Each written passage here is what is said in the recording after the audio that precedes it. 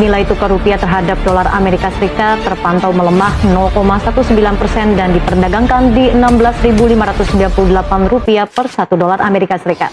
Ribuan pekerja di Jawa Barat dilaporkan terkena pemutusan hubungan kerja, tidak sedikit pula yang masa kontraknya tidak diperpanjang.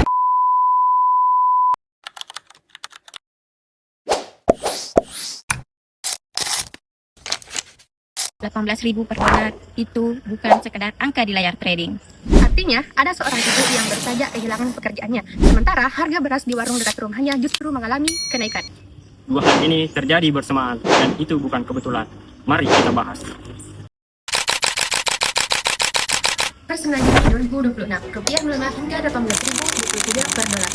Dan ini sudah terdepresiasi hampir 2% dalam setahun terakhir. Dan ini bukan sekedar opini, melainkan data dari Investor ID dan Trading Economics. Bersamaan dengan itu, Kementerian Ketenagakerjaan mencatat 15.425 orang terkena PHK hanya dalam 4 bulan pertama tahun 2026. Paling banyak terjadi di Jawa Barat, sebagian besar dari industri tekstil dan garmen.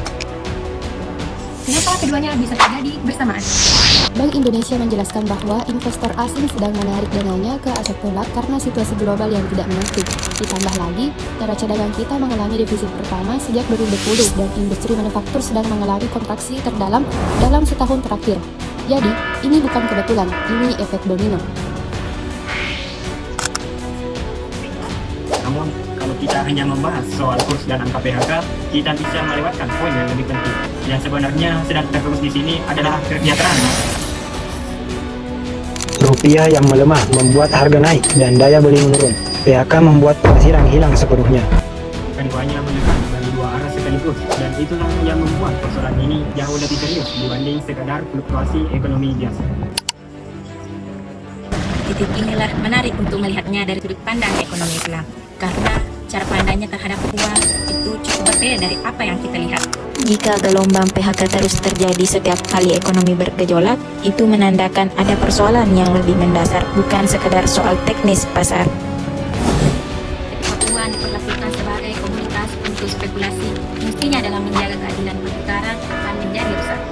Ekonomi konvensional memandang uang sebagai komoditas, sesuatu yang bisa diperjualbelikan dan dispekulasikan dengan nilai yang ditentukan sepenuhnya oleh pasar. Namun dalam Islam, uang dipandang semata-mata sebagai alat tukar dan pengukur nilai, bukan barang dagangan. Al-Quran Surat Al-Asyar ayat 7. ما أفاء الله على رسوله من أهل القرى فلله وللرسول ولذي القربى واليتامى والمساكين وابن السبيل كي لا يكون دولة بين الأغنياء منكم وما آتاكم الرسول فخذوه وما نهاكم عنه فانتهوا واتقوا الله إن الله شديد العقاب. Sudah mengingatkan agar harta jangan sampai berputar di kalangan orang kaya saja. Hal ini sangat sesuai dengan kondisi sekarang, di mana PHK justru memperlebar jurang antara modal dan pekerja. Ini menyoroti spekulasi mata uang yang tidak berkaitan dengan aktivitas produksi sebelumnya. Rasulullah juga pernah bersabda, larangan menipu, karena bunga yang merugikan banyak orang termasuk perbuatan dosa. Ibnu Khaldun ratusan tahun lalu sudah menuliskan bagaimana ketidakadilan distribusi dapat meruntuhkan perekonomian sebuah negara. Ekonomi modern seperti Muammar pun berulang kali mengingatkan bahwa sistem yang bertumpu pada bunga dan spekulasi tanpa dasar sektor real adalah waktu, dan hal itu terbukti mulai dari krisis 1998 hingga 2008. Pertumbuhan ekonomi kita memang masih di atas 5% dan itu terlihat baik di atas kertas. Namun angka tersebut menunjukkan siapa yang sebenarnya menanggung beban penyesuaian. Bukan investor yang bisa menarik dananya ke dolar dalam sekejap, melainkan berupa pabrik yang tiba-tiba kehilangan pekerjaannya. Islam tidak mengukur keberhasilan ekonomi semata dari pertumbuhan, tetapi dari falah, kesejahteraan yang utuh, serta rasa aman dan keadilan.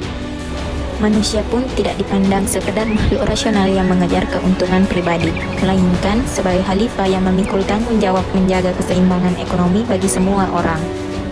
Krisis semacam ini bukan hanya yang pertama kali terjadi. Krisis moneter 1997 hingga 1998, krisis subprime mortgage 2008, hingga krisis lira Turki. Semuanya lahir dari sistem yang lebih mengutamakan spekulasi dibanding sektor real. Karena itu, solusinya cukup jelas, yaitu memperkuat instrumen bagi hasil seperti sukuk dan alih-alih instrumen yang rawan spekulasi. Gunakan zakat sebagai jaring pengaman bagi mereka yang terkena memperkuat industri lokal agar tidak terlalu bergantung pada bahan baku. Dan yang tidak kalah penting, ada data ketenagakerjaan antar lembaga yang harus konsisten dan transparan agar publik tidak menerima informasi yang palsu. Jadi, pelemahan rupiah dan meningkatnya angka PHK hanya mengarah pada satu pertanyaan. Apakah sistem ekonomi kita benar-benar memikirkan kesejahteraan rakyatnya atau hanya memikirkan angka di layar pasar? Kesejahteraan yang sesungguhnya tidak dilihat dari pertumbuhan tinggi, melainkan keadilan yang benar-benar dirasakan hingga ke rumah tangga yang rentan. Jika video ini bermanfaat, silakan bagikan kepada teman-teman yang juga peduli dengan isu ini. Sampai jumpa di analisis selanjutnya.